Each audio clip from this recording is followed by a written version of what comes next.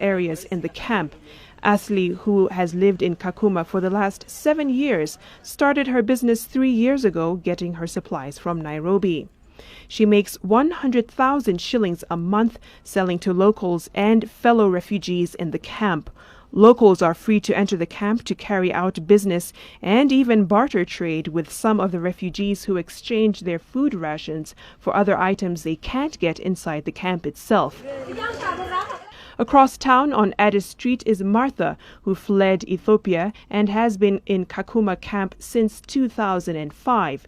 She used to be a maid for the previous owner of Unity Hotel, which she now runs, after he left it to her when he resettled. Patrons, most of whom are refugees, come for arguably the best coffee in the camp, but also to get the day's news while enjoying a hot meal. Some food is 8 shillings, some with that nyama peke yake zinauzwa kama 150. Kama iko order 400, sometimes 300. Martha has employed 3 locals and 10 other refugees to help her in her daily tasks of running her business, paying them between 2,000 and 3,000 shillings a month. And back in Zone 5 is Ezekiel Rwasa, a Burundian who has been in the camp almost a year and runs his own boda boda business. It is still early days for his venture as he rents the bike from a local and is not left with much after a day's work.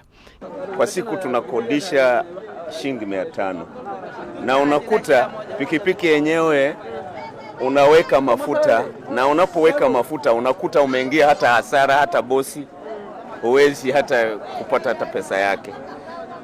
Ila sasa mtu akifaidika kupata hata 200 kwa kutwa inamsaidia mtu. Though the UNHCR has not been able to quantify the value of Kakuma camp's economy because the business owners are not taxed, officials there acknowledge that without the refugee camp, Kakuma town would not survive.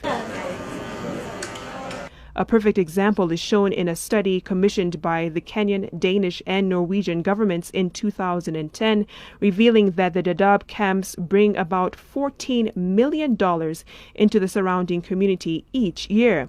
The same study also found that annual turnover of refugee-run camp-based businesses in Dadaab is around $25 million. From the sights and sounds of these bustling streets, it is clear that the business owners are not allowing their refugee status to define them. They are making the best of what most would consider a hopeless situation. Victoria Rubadiri for NTV in the county of Turkana.